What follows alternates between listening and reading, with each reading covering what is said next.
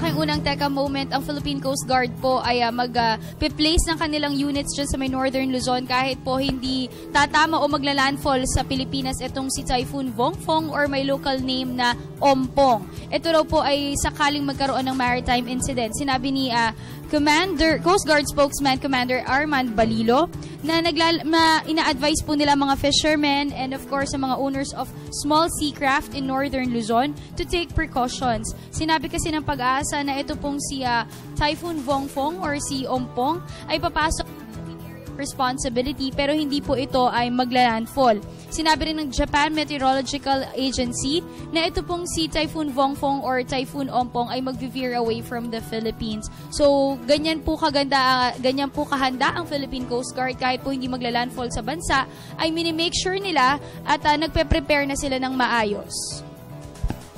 Ayan. So ito naman, usapang palakasan naman, usapang sports. Alam naman natin na nung Sabado naglaban ang first game ng FEU at ng NU at nanalo nga ang FEU sa points sa 75-70. So lamang ang FEU po ng 5 puntos. At mamaya po alas 3 ng hapon sa Smart Araneta Coliseum gaganapin na ang kanilang second game. Mga boss, pag nanalo po ang FEU ngayon, meron na pong champion ng UAAP Season 7-7. Ngunit sabi po ng NU Bulldogs ay hindi daw po nila ito hahayaan at talagang lalaban sila at gagawin nila lahat para manalo sila dito sa Game 2. At of course mga boss, again mamaya po alas 3 ng hapon ang Game 2 ng FEU Tamaraws at ng NU Bulldogs. Okay, panoorin natin yan para malaman natin kung may Game 3 pa o may kampiyon na. Yes. Okay, para sa akin namang teka moment, inihiyag ni Finance Secretary Cesar Purisima na suportado nito ang pagbaba ng buwis para sa mga middle class, pero nanawagan ito sa Kongreso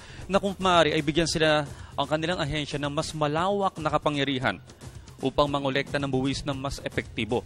Medyo umangat ang tax effort ng gobyerno noong 2012 kung saan 12.8% ang itinaas nito. Gayunpaman, medyo nahihirapan ang ating pamahalaan, lalo na ang BIR, dahil ang hirap tukuyin ng mga professionals na hindi nagbabayad ng tamang buwis.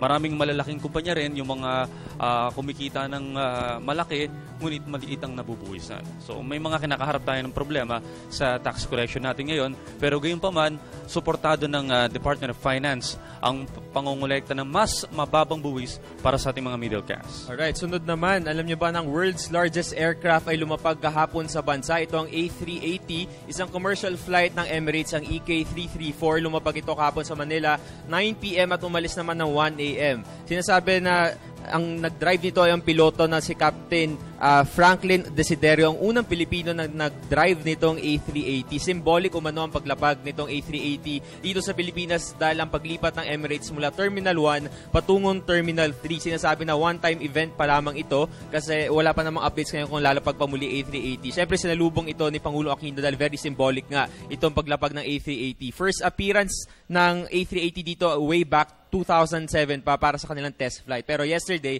it was a commercial flight. So sinasabi na itong A380, 517 passengers, ganun karami ang dala nito aeroplano to. So yung Terminal 3, kailangan nilang mag-keep up pa kasi kailangan pala 3 aero bridges yung nakadikit dito kasi as of now, 2 pa lang.